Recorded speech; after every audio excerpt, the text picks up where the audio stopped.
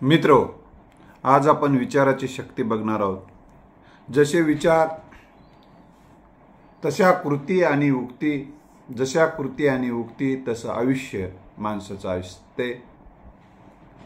सरळ विचार करणारी माणसं, सकारात्मक विचार करणारी माणसं, सामर्थ्यशाली विचार करणारी माणसं सामर्थ्यशाली बनताना दिसतात.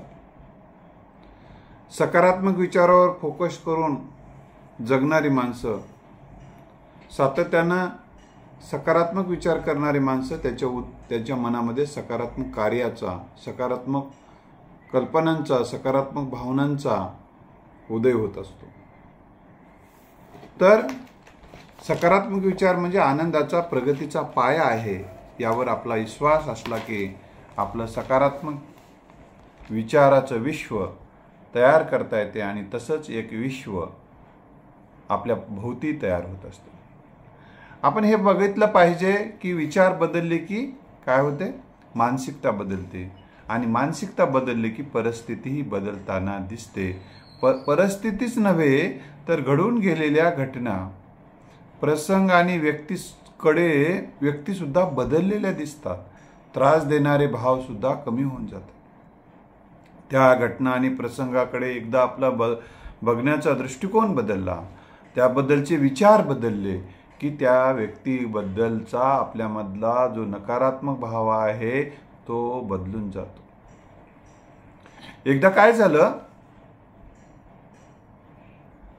एका धर्मीयाची गाडी आली, त्याच्यावर असं त्यांच्या धर्माचं नाव लिहिलेलं होतं आणि थांबली आणि त्यांनी सरळ सरळ असं म्हटलं की या धर्माचं कोणी असेल तर गाडीत बसा. खरं तर ज्या धर्माचा एक व्यक्ती नव्हता, पण त्याला अतिशय अर्जंट होतं काम जाणं, पुढं महत्त्वाचं काम होतं, कोणाकडून तरी पैसे आणायचे होते, अतिशय महत्त्वाचं त्याच्यासाठी होतं ते. पण त्याने म्हटलं नाही, तुम्हाला नाही घेत. अशा वेळी त्याच्या मनामध्ये प्रचंड द्वेष, प्रचंड रागाचे विचार त्या धर्माबद्दल, त्या व्यक्तीबद्दल सुद्धा निर्माण झाले आणि ते विचारातच तो गुंग झाला. आता नकारात्मक विचारानं त्याला घेरून टाकलं. नकारात्मक भावना, नकारात्मक कल्पना, सुडाची भावना असे सगळं घेरून टाकलं. तितक्यामध्ये महामंडळाचीच गाडी आली, बस आली. त्या बसमध्ये तो बसला आणि 2 किलोमीटर पुढे गेल्यानंतर गर्दी दिसली आणि एसटी पण थांबली. एसटीतला ड्रायव्हर पण गाडीखाली उतरला आणि बघायला. मग त्या एसटीतले प्रवासी पण बाहेर आले. तर ज्या व्यक्तीने या व्यक्तीला गाडीमध्ये घेतलं होतं, ज्या धर्माची ती गाडी होती, त्या धर्माची म्हणजे त्या धर्मीय व्यक्तींची गाडी होती आणि ती विशिष्ट यात्रेला चालली होती त्यांच्या. आणि त्याने बोलताना म्हटलं, बाबा यात्रेकरू जो आहे, असं व्यवस्थित बोलला नाही. जो येते कोणी यात्रेकरू आहे का, या यात्रेसाठी जाणारी ही गाडी आहे, त्या यात्रेत जाणाऱ्यासाठी ही गाडी आहे, असं त्यानं सरळ बोलला नव्हता. आणि याने पण सरळ विचार केला नव्हता. असेल काहीतरी त्यांचा असं विचार केला नव्हता. त्यांना आपणही काही घेतो का नेहमी सगळ्यांना सोबत, असा विचार न करता नकारात्मक विचार करतो. मग ते उतरल्यानंतर सगळे उतरल्यानं हाही उतरला. तर त्या गाडीला ॲक्सिडेंट झाल्यामुळे त्यातले बहुतांश माणसं मेलेली होती, अनेक रक्तबंबाळ झालेली होती. तेव्हा याने विचार बदलला. अरे म्हणला, त्या व्यक्तीबद्दल, त्या माणसांबद्दल हा विचार करायला होता नकारात्मक. त्यातले काही व्यक्ती जिवंत होते, 1-2. त्यांनी सांगितले, कुठं चालला होता, तर आम्ही आमच्या देवाच्या यात्रेला चाललो होतो आणि त्या यात्रेमध्ये अगोदर बुकिंग झालेली ही गाडी आहे, त्याच व्यक्तीने याच्यामध्ये आम्ही प्रवेश होता आणि तेवढ्याच जण आम्ही चाललेलो होतो, असं त्याचं म्हणणं होतं. आणि वेगवेगळ्या राज्यातून त्या गाड्या येत आहेत असे त्यांचं. या व्यक्तीला जो वाटलं मुद्दाम मी या धर्माचा नाही म्हणून घेतलं नाही, हा विचारही पहिल्यांदा बदलून गेला. आणि मग पुन्हा विचार केला त्याने की या गाडीत समजा मी धर्माचा नसलो तर योग माझी काकलूत बघून जर घेतला असेल, ठीक आहे, थोडं तिथपर्यंत नेऊ सोडू, तर मी मेलो असतो असा विचार केला. आणि त्या व्यक्तीबद्दल जो नकारात्मक, त्या धर्माबद्दल जो नकारात्मक विचार करायला लागला तो बदलला. म्हणजे मित्र, तेव्हा त्यानं सत्य समजून घेतलं. म्हणून सत्य समजून घेतलं की सुद्धा आपले विचार बदलतात. आपण बऱ्याचदा आपल्या विचाराचा जो बेस जर अज्ञानावर असेल, आपल्या विचाराचा बेस जर अज्ञानावर असेल, गैरसमजावर असेल, पूर्वग्रह दूषितपणावर असेल, हे लोक असेच असतात, ते लोक तसेच असतात, या लोकांना, तर असं नसतं.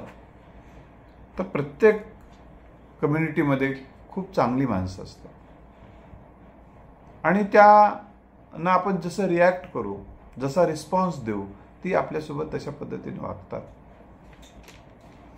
त्यामुळं अज्ञान, गैरसमज, पूर्वग्रह, ऐकीव माहितीवर कोणाचे मूल्यमापन जे केलं जातं ते पहिल्यांदा यावर आपल्या विचाराचा बेस असू नये.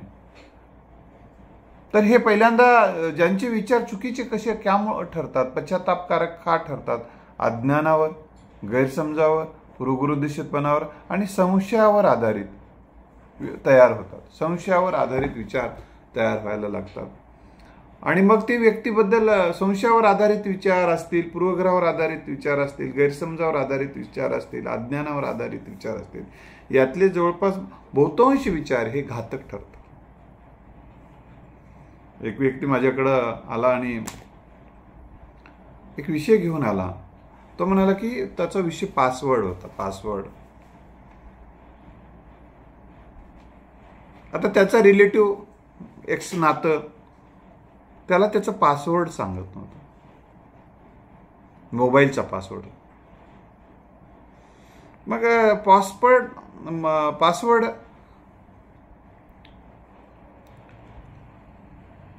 सांगत नव्हतं याचा अर्थ याच्यामध्ये काहीतरी काळबेर आहे असा विचार त्याच्या मनात आला, संशय आला. त्याच संशयानं तो आता त्या व्यक्तीकडे पाहू लागला. रिलेशन अतिशय खराब होऊन गेलं.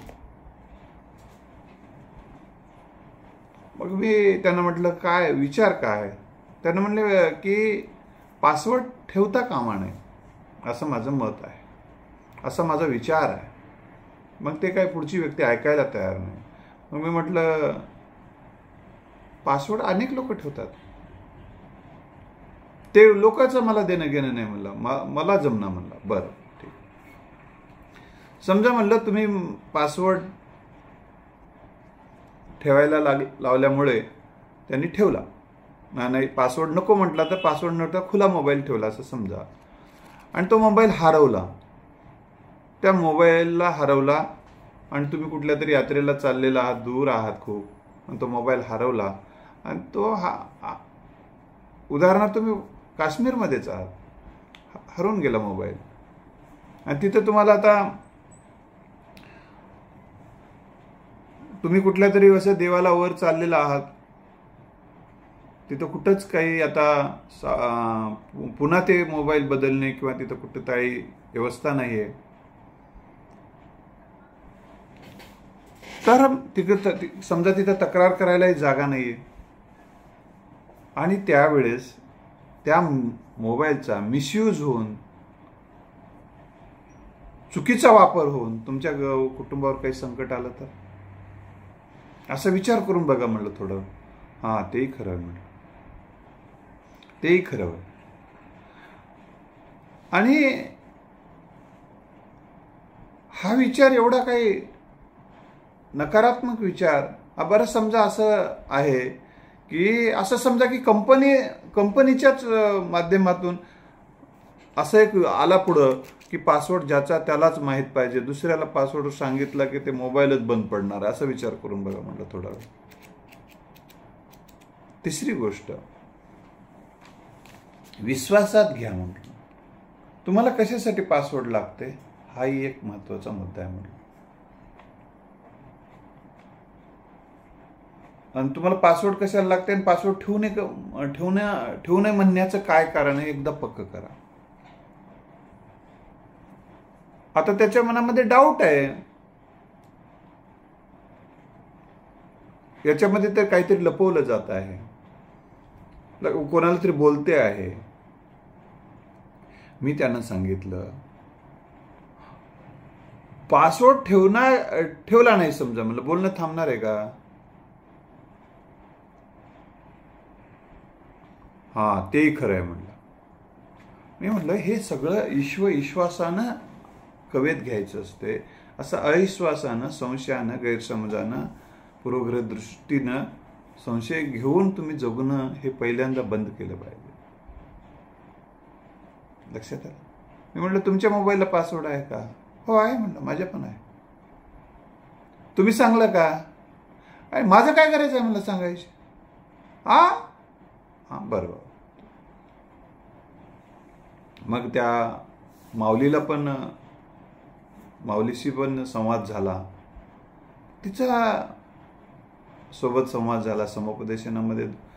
अर्थात दोघांचाही संवाद घडून आला तर अधिक उपकारक ठरते म्हणून त्यांच्याशी संवाद झाला. त्या माऊलीला मी विचारलं की तुम्ही पासवर्ड न सांगण्याचं काय कारण आहे? ते त्यांना पण विचारलं का तुम्ही? म्हणलं त्यांनी का सांगत नाहीत? म्हणून मी सांगत नाही. बरं, एक. दुसरं, पासवर्ड मागण्याचा हेतू चांगला नाही. माझ्यावर अविश्वास दाखवत असतील तर दाखवू दे मग. बर, म्हणजे यामुळे मी मुद्दाम देत नाही असं त्याचं म्हणणं. आता मला सांगा, हा मुद्दामपणा दोघाचाही असेल तर रिलेशन कशी फुलतील? रिलेशनमध्ये कसा आनंद राहील? मग त्या माऊलीला मी सांगितलं, त्याने जर पासवर्ड सांगितलं तुम्ही सांगता? हो. न सांगायला काय अडचण? बर. मग त्या पुरुषांना मी विचारलं, त्या सांगायला तयार आहेत पासवर्ड. चांगली गोष्ट आहे म्हणलं, त्यांना आनंद झाला म्हणून.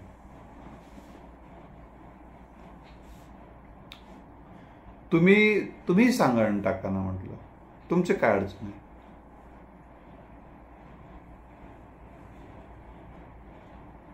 मग त्यानं म्हटलं ठीक आहे, आता तुम्ही म्हणता म्हणून सांगतो. ते दोघांना एकत्र बोलवलं, मग दोघांनी एकमेकाचं पासवर्ड सांगितलं आणि विषय संपला. आणि मग ते दोघे आनंदानं गेले, त्याला रिलॅक्स वाटू लागलं. म्हणजे सांगायचा हेतू काय आहे की कोणताही तुमचा विचार जर संशयावर आधारित असेल, गैरसमजावर आधारित असेल तर असे प्रॉब्लेम्स तयार होतात. त्यामुळे सरळ सरळ वागायला, सरळ सरळ जगायला, सकारात्मक विचार करायला आपण शिकलं पाहिजे, सुसंवादानं. आणि माझं ते बाबा, लोकांचं ते कार्ट, माझं ते बाब्या आणि लोकांचं ते कार्ट, असं एक म्हण आहे. ते आपलं तेवढं खरं आणि दुसऱ्याचं तेवढं खराब, ही मनोवृत्ती आपल्याला एकदा बदलावी लागेल. तर चांगल्या विचाराला सुरुवात म्हणजे चांगल्या संबंधाला सुरुवात, चांगल्या संबंधाला सुरुवात म्हणजे प्रगतीला, आनंदाला सुरुवात असते मित्रांनो. तर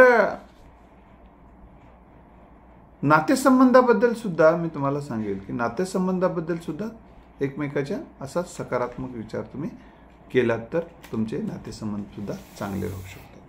दुसरी विचार आपल्याला मी सांगणार आहे ती की मोठा विचार करा. जेव्हा समस्या तुमच्या पुढे निर्माण होते, म्हणजे प्रत्येकाच्या जीवनामध्ये असं एकही व्यक्ती नाही की ज्याच्याकडे समस्या नाही, प्रश्न नाही, अडचण नाही. व्यक्ती, घटना, प्रसंग त्रास देणाऱ्या नाहीत, असं कमी अधिक प्रमाणात सगळ्याकडे असते.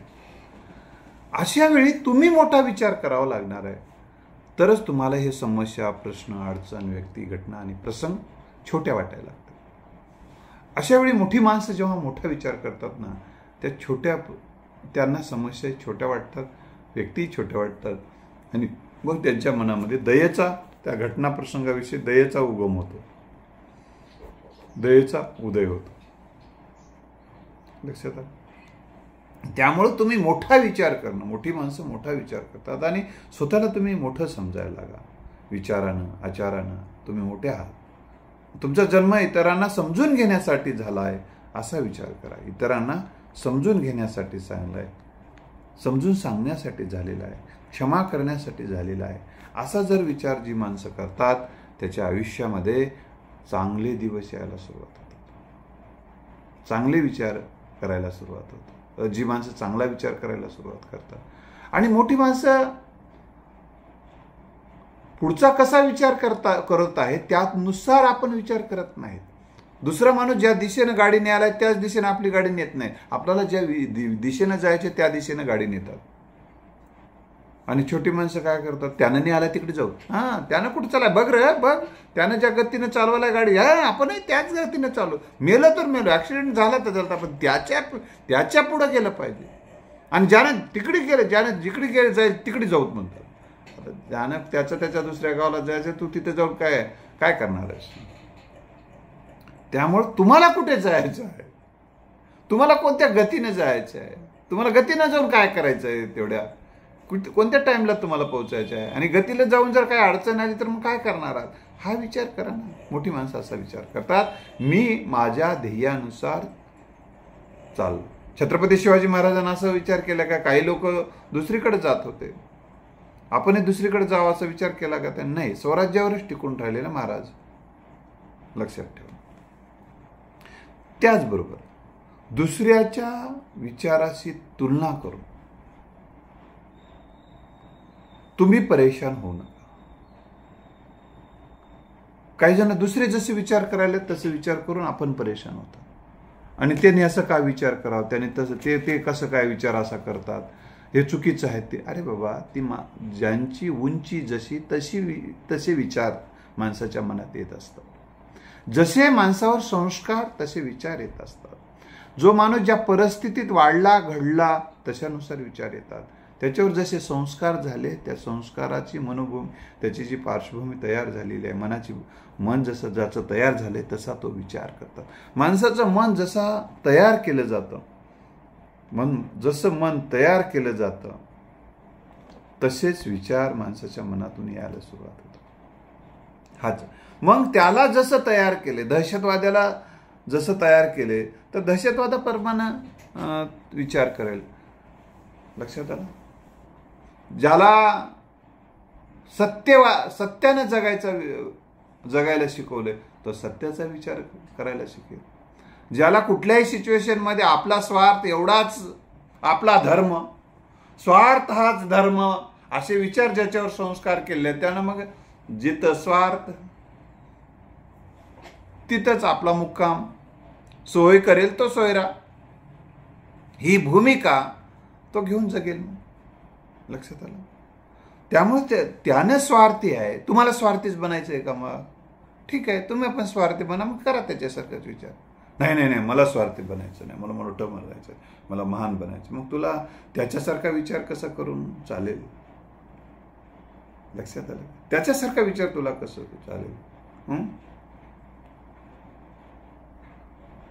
त्यानं गांजा पेरायलाय, तुला गांजा पेर, त्याला उद्या पोलीस हातकडे टाकून नेतात, अटक करतात, तुलाही जायचं का, नाही मला जायचं नाही. मग त्यानं गांजा पेरायलाय, मग मी पण पेरतो, हा विचार सोडून द्यावा लागेल ना मग तुला. अरे कसं सोडा हो, त्यानं पेरायलाय की, त्यानं पेरलेलं मला पेरावं लागते की. मग लक्षात ठेवा, छोटा विचार करून तो छोटा राहिला. तू छोटा विचार करून छोटा राहायचे का तुला. नाही मला मोठं बनायचं. मग मोठं बनायचं असेल तर तुला छोटा विचार सोडून द्यावा लागेल. मुंबईकडे जायचं आहे तुला, त्यानं चला हैदराबादकडे, आणि तूही त्याच्या मागे हैदराबादकडे चालला असतं तर तू मुंबईला पोहोचतोस. हा विचार आपण केला पाहिजे. तर मित्रो, दुसऱ्यांशी विचार करून आपण परेशान न होता त्याच्यातून काय बोध घेता येईल, काय शिकता येईल. तो व्यक्ती दारू प्यायला चाललाय म्हणून तुम्ही दारू प्यायला जाणार का, नाही, आपण जायचं नाही असा विचार करा तुम्ही. आपल्याला ते दारू आयुष्याला घातक असते, तब्येतीला घातक असते, मग आपण ते घ्यायचं नाही, आपल्याला मनस्थितीलाच पटत नाही. त्यामुळे तुम्ही तिकडे जाऊ नका. साधा विचार आहे. बोध घ्या, शिका त्याच्याकडून, आणि त्यापेक्षा अधिक विचार, अधिक उन्नत, अधिक प्रगतीकारक, अधिक सकारात्मक कसा करता येईल, आणि त्यालाही त्यापासून कसं परावर्त करता येईल त्या चुकीच्या दिशेने जाण्याला, याचा विचारही जर करून जगला तर तुमचं परिसरही सुद्धा सकारात्मक बनायला तयार होऊ शकतो. लक्षात आलं. तर दुसरी महत्त्वाची गोष्ट आहे की बाहेर एक आणि आत एक विचार करू नका. मग अशा वेळी काय होतं, मग तुम्हाला द्विधावस्थेत जगावं लागतं, संघर्षात्मक जगावं लागतं. तुम्हीच तुमच्या नजरेतून पडाल, तुमचं पर्सनॅलिटी मग अशी द्विधा होऊन जाईल. त्यामुळे आणि तुम्हाला मानसिक त्रास होईल, बाकी काही नाही. तुमचा बाहेर एक विचार आणि आत एक विचार असेल तर असं असेल तर ते सोडून देणं अतिशय गरजेचं आहे. त्याचा त्रास तुम्हाला होत आहे. कधी कधी एखाद्या व्यक्तीचं तुमच्या मनामध्ये त्या व्यक्तीला सहकार्य करायची विचार नाही तुमच्या मनामध्ये, तर तुमची अडचण सांगून टाका. मी तुम्हाला करायचं नाही ना, सहकार्य केलं तर तुम्ही मोठे होणार आहात. एखादा माणूस मोठा कधी होतो, एखादा व्यक्ती मोठा होतो जितकं त्याच्या क्षमतेनुसार, त्याच्या ताकदीनुसार, त्याच्या अडचणी, त्याचे अडथळे, त्याच्या समस्या या सगळ्याचा विचार करून जितकं काही शक्य आहे, जितकं सहकार्य करतो, तितका हा व्यक्ती तो समाधानी जगू शकतो. लक्षात आलं? मग असा विचार व्यक्त करत त्यानं स्वतः, समजा त्यानं लोक जरी म्हणत असतील तर हा काही सहकार्य फारसं करत नाही, ठीक आहे, पण त्याच्या अंतर्मनाला माहीत असते ना, तो ज्या क्षमता आहे त्यानुसार तो करायला आहे. म्हणून तुकाराम महाराजांचं वचन तुम्ही नेहमी लक्षात ठेवा, हा विचार लक्षात ठेवा. वेचिते वचन जेणे राहे समाधान, किंवा सत्य असत्याशी मन केले ग्वाही, मानिले नाही बहुमता. लोक काय म्हणतात यापेक्षा तुम्ही कसं जगता, तुमचं मन तुमचं साक्षी राईट आहे ना, राईट असेल तर मग राईट जगा, तुम्हाला त्रास होत नाही. तर तुम्ही कधी कधी एखाद्या व्यक्तीचं तुम्हाला मनामध्ये हा भ्रष्ट मार्गाने यश मिळवलं आहे असं जर तुमच्या मनात असेल, तुम्हाला भ्रष्ट मार्गाने यश मिळवलं आहे असं जर मनात असेल, आणि मग त्याचं अभिनंदनच करायला तुम्हाला जायची इच्छा नाही, तुमच्या विचारात त्याच्या असं भरलेलं आहे ते की तो भ्रष्ट आहे आणि त्या भ्रष्ट मार्गाने यश मिळवलं, त्याचं काय मी अभिनंदन करू. मग तुम्हाला एखाद्यानं म्हटलं चल जाऊ त्याच्यासोबत, मग तुम्ही काय करता, जायला पाहिजे ना, अभिनंदन करायला, हो अभिनंदन करायला पाहिजे म्हणता तुम्ही. तर त्यावेळेस म्हणा की माझी मनस्थिती नाही आणि मला वेळ नाही, मी तिथे येणार नाही असं स्पष्ट सांगा. कारण काय होतं माहिती आहे का, तिथं जाऊन तुम्ही तुमचे आतले विचार जे असतात ना ते उफाळून येतात आणि तुमच्या चेहऱ्यावर ते नकारात्मक भाव दिसतात.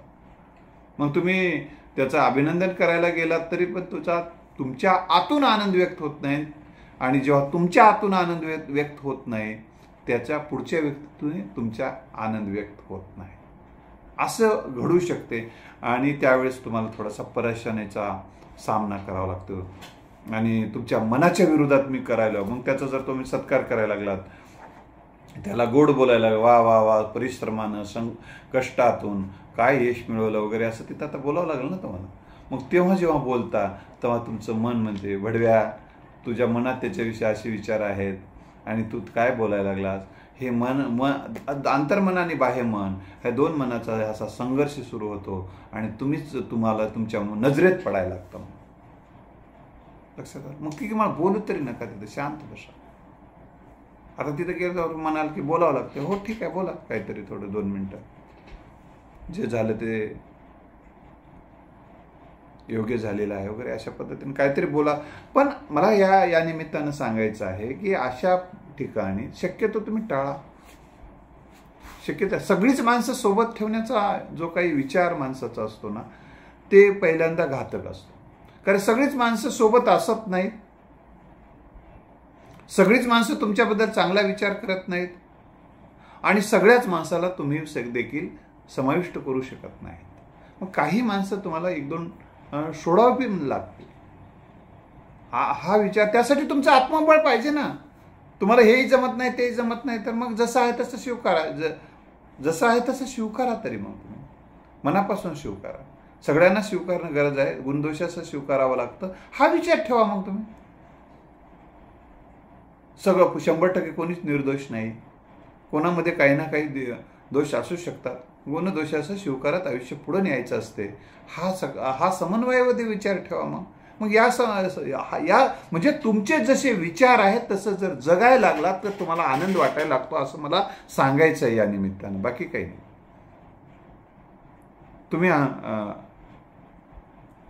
तुम्हाला तुमच्या विचाराला मग मुरड घालावी लागेल, आणि ते मुरड घालणं हे नाईलाजानं नसावं, कारण नाईलाजानं जर विचार करणारे माणूस हा त्रासात जगतो.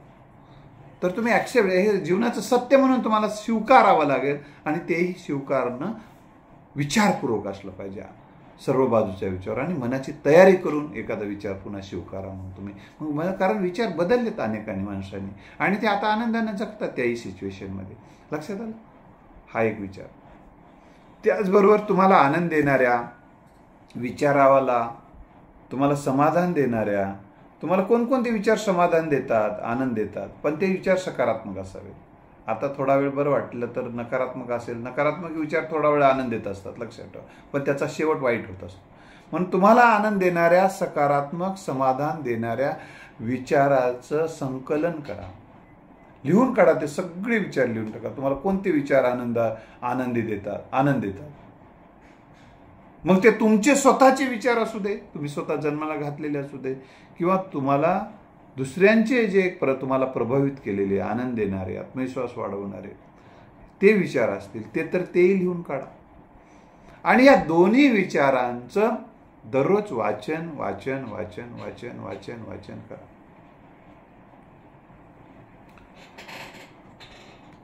तर तुमचा पिंड घडतो, तुमचं तसं मन घडतंय, आणि जसं मन घडते मग तसेच विचार यायला लागतात, तशाच कृती व्हायला लागतात, तशाच उक्ती व्हायला लागतात. म्हणजे तुमचं मन जसं तुम्ही घडवलेलं आहे ज्या विचारानं, तसेच तुमचे रिझल्ट दिसायला लागतात. तुम्हाला काही माणसाबद्दल नकारात्मक विचार आला तर त्या व्यक्तीबद्दल तुमच्या मनात नकारात्मक विचार येतात. तर तुम्हाला ते नकारात्मक विचार तुम्हाला जर बदललं तर तुमच्या आयुष्यात आनंद आहे.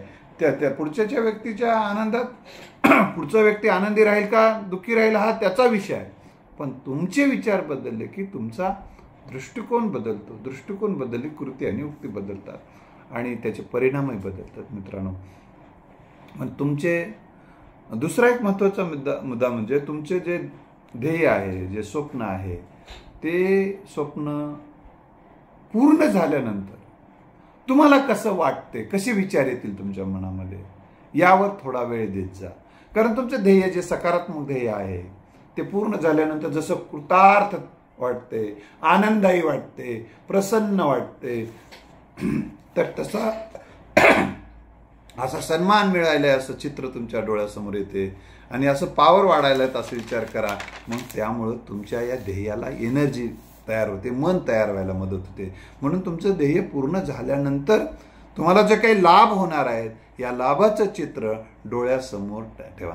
बऱ्याच जण आपण अनेकदा सांगतो की ध्येय डोळ्यासमोर, ध्येय लिहून ठेवा समोर भिंतीवर, पण ध्येय डोळ्यासमोर ठेवल्यानंतर 2-4 ओळीमध्ये त्या ध्येय पूर्ण झाल्यानंतरचे फायदे पण लिहून ठेवा. तर तुम्हाला अधिक ते ध्येयाच्या दिशेनं जाण्यासाठी मदत होणार आहे. म्हणून हा अतिशय महत्त्वाचा मुद्दा आहे, तो अंडरलाईन करा. ध्येय लिहून ठेवत असताना, गोल लिहून ठेवत असताना त्याच्याबद्दल त्याचे फायदे पण लिहून ठेवा, तुम्हाला अधिक फायदा होईल. तर तुम्हाला मी या अगोदर पण सांगितलं की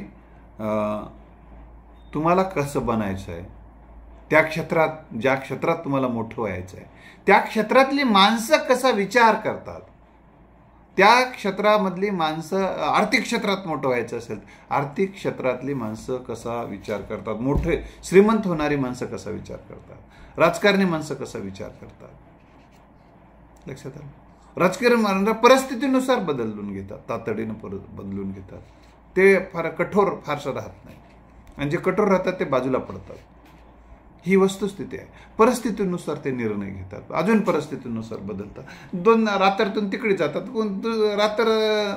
पहाटे तिकडे जातात, पहाटे झाल्यानंतर पुन्हा अजून इकडे येतात, दुसऱ्या पहाटे इकडे राहतात, अजून तिसऱ्या पहाटे तिकडे जाऊ शकतात. लक्षात आलं.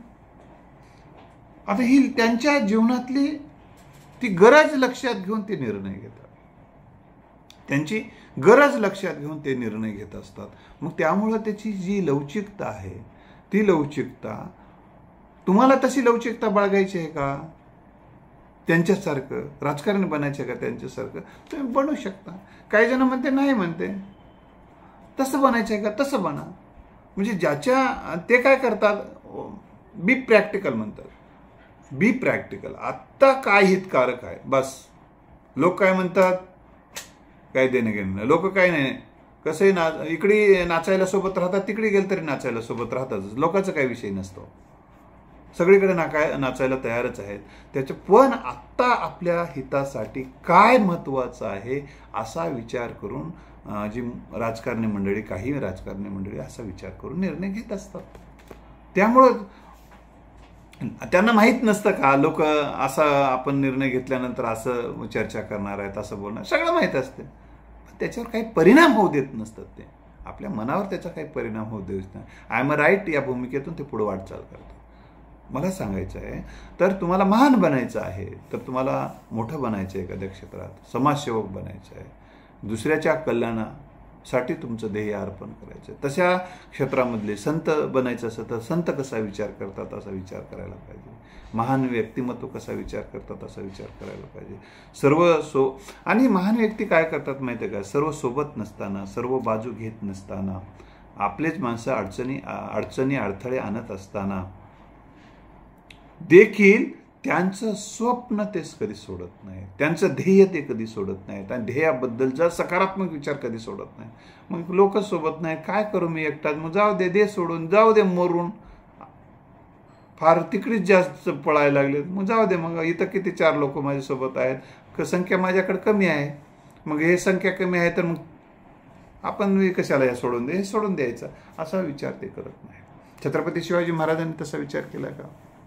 नाही केला. परकीय शक्तीमध्ये अनेक जण जात होतेच, त्यावेळेस देखील महाराजांनी नाही, माझं स्वराज्य हेच माझं स्वप्न आहे, त्या दिशेने प्रयत्न केले. डॉक्टर बाबासाहेब आंबेडकरांनी अस्पृश्यतेचे चटके भारतामध्ये बसत आहेत, अस्पृश्यतेचे चटके मला भारतात बसत आहेत, आणि त्यांना तर अनुभव आला होता परदेशामध्ये गेल्यानंतर.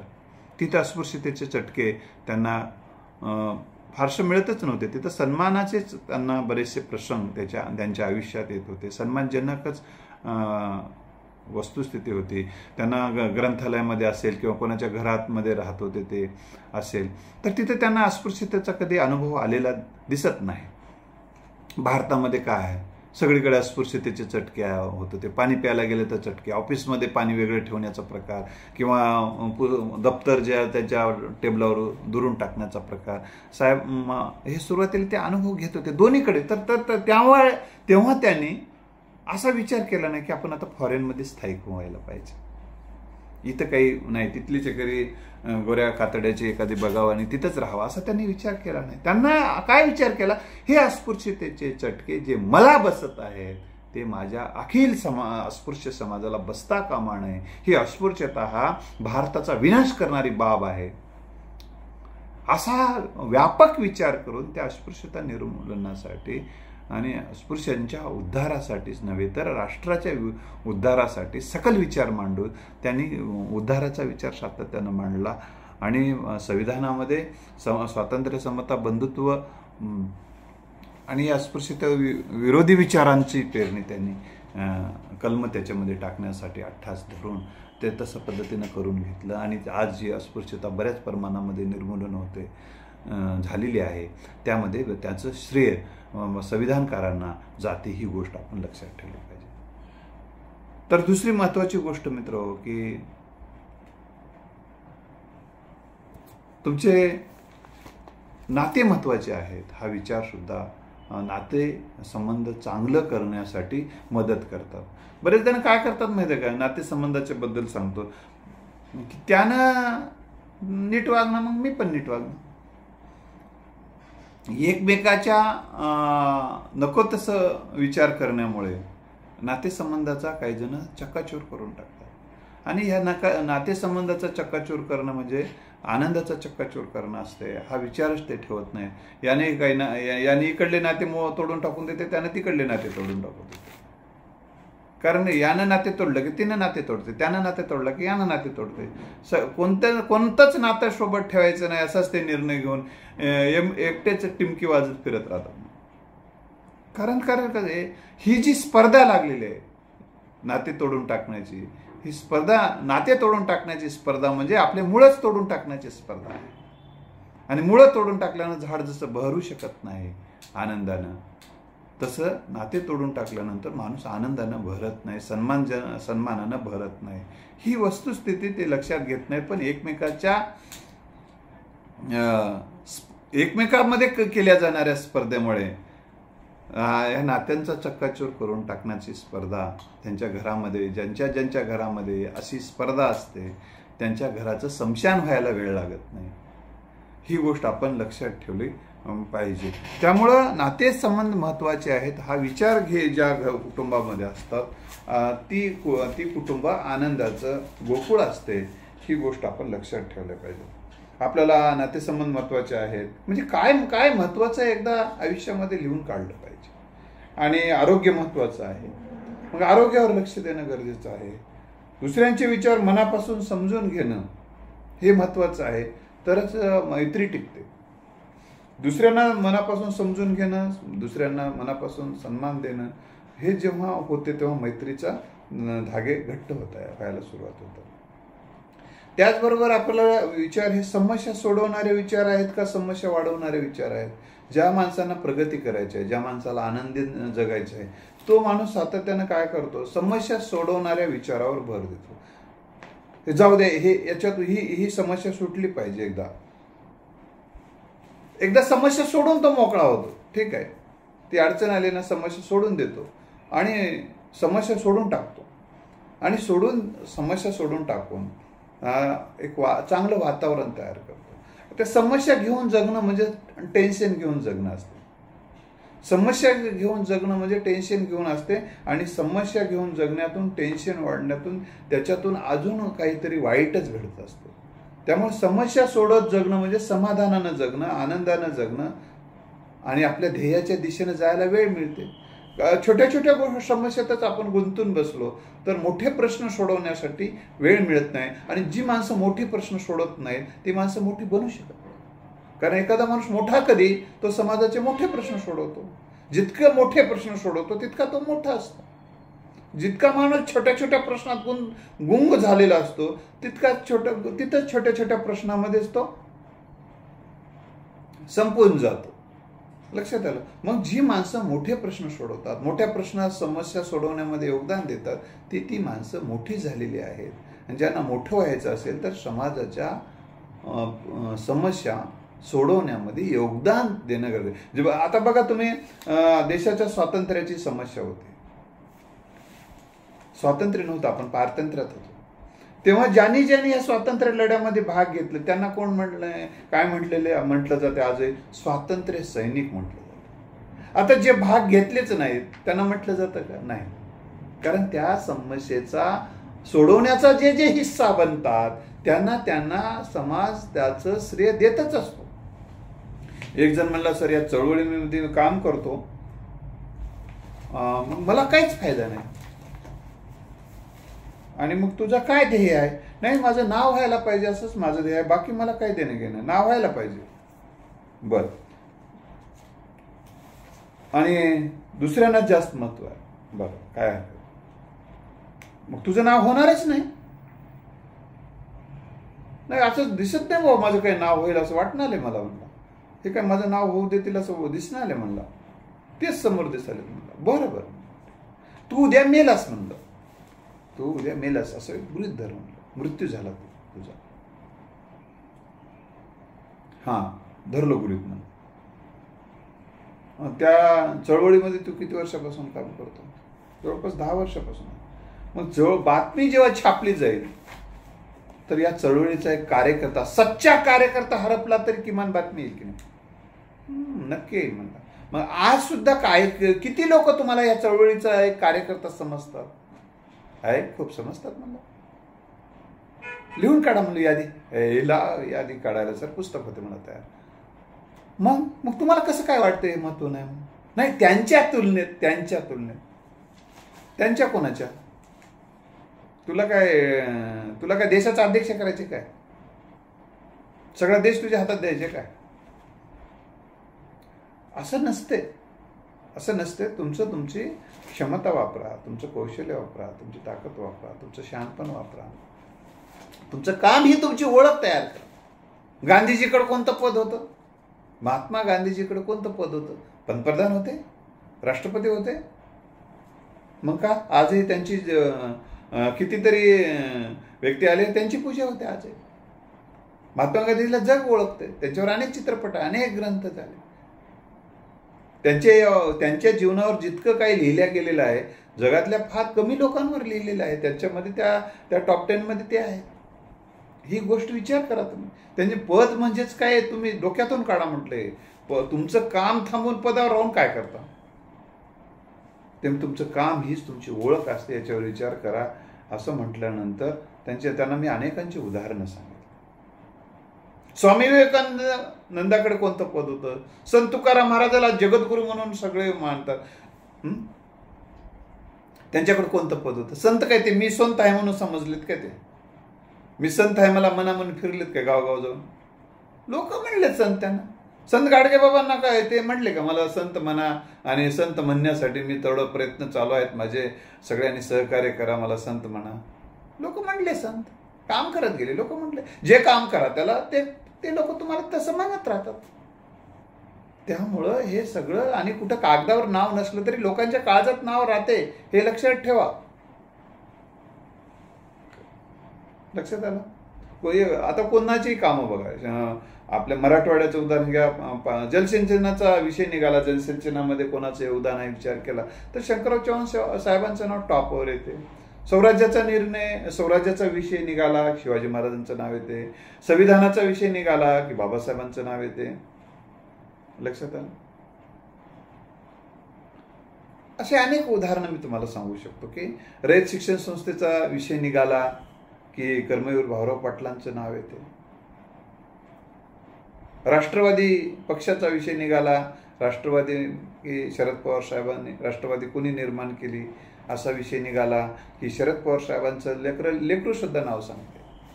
शिवसेना कोणाच्या घराण्याने निर्माण केली की उद्धव बाळासाहेब ठाकरे साहेबांच्या घराण्याने निर्माण केली, असा येतो. ठीक आहे, त्याच्यामध्ये कोणी कशी ते पळवली वगैरे हे विषय आज आपल्याला इथे चर्चेचा विषय नाही, पण नाव पटकून त्यांचंच येतं ना. मग त्यामुळं असं कधी समजायचं की नाही तुमचं नाव कोणीतरी होत नाही वगैरे, असं काही नाही. तुम्ही ते विचार सोडून द्या आता आणि सातत्यानं मस्तपैकी 100% देऊन कामाला लागा. अजून तुम्ही पुढे जा, अधिक पुढे जा. आणि एकाच चळवळीत नाव व्हावं असं कशामुळे म्हणता तुम्ही? कधी कधी दुसऱ्या चळवळी असतात ना, दुसऱ्या चळवळीला थोडं थोडं योगदान द्या ना. इकडल्या चळवळीला योगदान देत देत तुम्ही दुसऱ्या चळवळीला योगदान द्या. त्याही चळवळीचा एक कार्यकर्ता म्हणून तुमचं नाव होऊ शकतं. दुसरं तुमचं काही स्वतःचं ध्येय आहे की नाही? आरोग्य आहे, आरोग्यावर लक्ष केंद्रित करा. वाचन वाढवा, लेखन वाढवा. तुमच्या आर्थिक विकासाकडे अजून थोडं लक्ष द्या. अनेक गोष्टी आहेत ना. म्हणजे ते एकच डोक्यात घेऊन बसलं तर येडं होऊन जाल तुम्ही. तर हा विचार तुम्हाला सोडून द्यावा लागेल. दुसऱ्या महत्त्वाची गोष्ट, समस्या सोडवण्यावर तुमच्या हातून काय काम होत आहे यावर भर द्या. माझं नाव होत नाही अशावर काही भर देऊ नका. जे एखाद्याचं काम केलं तर तो कोण म्हणला, तू समजा तुम्ही कोणाही चळवळीत असाल, एखादा प्रश्न सोडवला, तर एखाद्या गावाचा जाऊन प्रश्न सोडवला तुम्ही, किंवा एखाद्या व्यक्तीचा समस्या सोडवली, तो व्यक्ती काय म्हणेल, या व्यक्तीनेच माझं तो जेव्हा लेख लिहिल किंवा जेव्हा काही करेल तर मग ते सर माझ्याकडे आले, मी त्यांना माझी समस्या सांगितली, मग त्यांनी ते सोडवली, असंच म्हणेल ना तो. का माझ्या राष्ट्रपतीने समस्या सोडवली म्हणेल, का माझं पंतप्रधानाने समस्या सोडवली म्हणेल. सगळे श्रेय त्यांना जाते. कसं जाणार? त्यांना जाणार नाही ना. लक्षात आलं? म्हणजे उदाहरण दिलं मी तुमच्याच सगळ्या प्रमुखाला सगळं श्रेय चाललंय असं जे काही विचार करून जर जी माणसं जगतात ना, ती माणसं कधी आनंदी जगू शकत नाही. लक्षात ठेवा. कारण कधी आपल्याला बॉस एक असतोच. आपल्याला कुठे ना कुठे एक नेतृत्व असते. आपल्याला कोणाचं तरी ऐकून राहावंच लागतं. नेता जरी तुम्ही एकटाच नेता होऊन बघा, तुम्हाला कार्यकर्त्याचं ऐकून राहावंच लागेल ना. मग तुम्ही कार्यकर्ता हो म्हणून जर काम करत नसेल तर तुम्हाला नेता म्हणून कोण स्वीकारेल? लक्षात आलं? तरी हा एकमेकाला तर टेन्शन देणारे विचार तुम्ही करू नका. टेन्शन देणारे विचार टेन्शन वाढवत राहतात, समस्या मोठी होत राहते. आता महत्त्वाचा विचार, एक 2 मुद्दे सांगून मी आता थांबणार आहे, की आपल्या विचाराचं मूल्यमापन करायला शिकलं पाहिजे. आपल्या विचाराचं मूल्यमापन करायला वेळ द्या, की माझा आणि विचार करा की कसं मूल्यमापन करायचं, ही माझे विचार हे सकारात्मक आहेत का, कुठे कुठे नकारात्मक विचार आले त्याला कट मारा. माझे विचार मला ध्येयाच्या दिशेने नेत आहेत की नाही ते विचार करा. ध्येयाच्या दिशेने न नेणारे विचार असेल त्याला कट मारा. अजून एक विचार करून बघा, माझा जन्म हा विचार करण्यासाठी झालेला आहे का. आता कोणी कोणाचं नव्हं, आता आपण आपलं दार लावून बसावं, हरे हरे करावं, असं जर तुमच्या मनामध्ये विचार आला तर तुम्ही स्वतःला विचारा ना. हे विचार बऱ्याच दिवसापासून तुमच्या मनात घोळत असते तर एक शांत मनाने विचार करा, असा विचार करण्यासाठी तुमचा जन्म झालेला आहे का. यासाठी तुम्ही परमेश्वर मानणार असाल तर परमेश्वरानं यासाठी तुम्हाला जन्माला घातलंय का, तुमच्या आईवडिलांनी यासाठी तुम्हाला जन्माला घातलंय का, असा विचार करा. आणि आणि हेही लक्षात घ्या, कोणाच्या जीवनात अडचणी, अडथळे, चढ उतार असं असत नाहीये, याचा विचार तुम्ही करा. आणि जे काही युजलेस,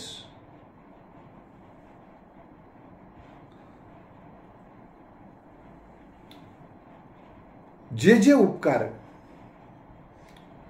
विचार आपण उपकारक करत आहोत का अपायकारक करत आहोत असा विचार करा. युजफुल विचार आहेत का, उपकारक विचार आहेत का, हा विचार का अनर्थ, नकारात्मक, बेकायदेशीर, ध्येयहीन हे विचार असतील तर त्यांना कट करा. जसं निंदताना काय करतात, जे तण आहे ते काढून टाकतात. म्हणजे ते कशामुळं तण काढून टाकतात तर पिकाला हानिकारक ठरते म्हणून काढून टाकतात. नाही, राहू द्या, दोन्ही हिरवं दिसाले, राहू द्या, जाऊ द्या, याला कुठं काढत बसावं असं शेतकरी विचार केलं. जर समजा शेतकऱ्याने असा विचार केला तण काढायचंच नाही, तर कधी कधी तण जे शेतकरी काढत नाही साहेब, तुम्हाला मी सांगतो, ते कधी कधी त्या पिकापेक्षा तण मोठं होऊन जाते. मग तुमचे सकारात्मक विचार घेऊन जगायला लागलात तर तुम्ही जर हे सोडून दिला तर नकारात्मक विचार करायला लागलात तर तुम्ही सकारात्मक विचार करत होतात की नाही हेच तुम्हाला कळणार नाही एक दिवशी. त्यामुळं तुम्हाला तण काढावं लागते जसं शेतकऱ्याला, तसं तुम्हाला त्रास देणारे, ध्येयहीन, ध्येयाच्या आड येणारे विचार तुम्हाला तडीपार करावे लागते. सकारात्मक विचार प्लस करायला शिकला पाहिजे. आणि थोडा वेळ दररोज थोडा वेळ तुम्ही आयुष्यामध्ये निर्विचाराला दिला पाहिजे, निर्विचार करण्याला दिला पाहिजे. त्यासाठी थोडा वेळ तुम्ही, कारण विचाराला किती विचार करत बसणार आहात. सातत्यानं विचार करण्यामध्ये तुम्ही वेळ न घालता 2-3 गोष्टी करायला पाहिजे. तुम्ही कार्यमग्न राहायला पाहिजे. एकदा विचार केला, एकदा निर्णय घेतला की मग तुम्ही कार्यमग्न राहा त्या दिशेने. एक दुसरी गोष्ट, तुम्ही थोडा वेळ विपश्यनामध्ये काय, सर्वसाधारणपणे सांगतो, असं डोळे बंद करा, श्वास आत कसा चाललाय, श्वास बाहेर कसा चाललाय, एवढं फक्त बघा. त्याचबरोबर डोक्याच्या केसापासून ते पायाच्या नखापर्यंत संपूर्ण अवयवाचं स्कॅनिंग करा. बघा, हळूवार बघत बसा की कपाळापासून, केसापासून हळूवार प्रत्येक अवयवाचं निरीक्षण करत करत करत कुठं संवेदना जाणवते का असं बघत बघत बघत, जे दोन्ही हात, उजवा हात, डावा हात, पोटपाट, अशा एक एक अवयवाचा, तर असं खाली वर, पुन्हा खालून वर, अशा पद्धतीनं बघत राहा थोडा वेळ. त्यामुळे तुमच्या आहे ध्यानाच्या वेगवेगळ्या पद्धती आहेत, त्या मी कधीतरी तुम्हाला अजून मी सांगेल.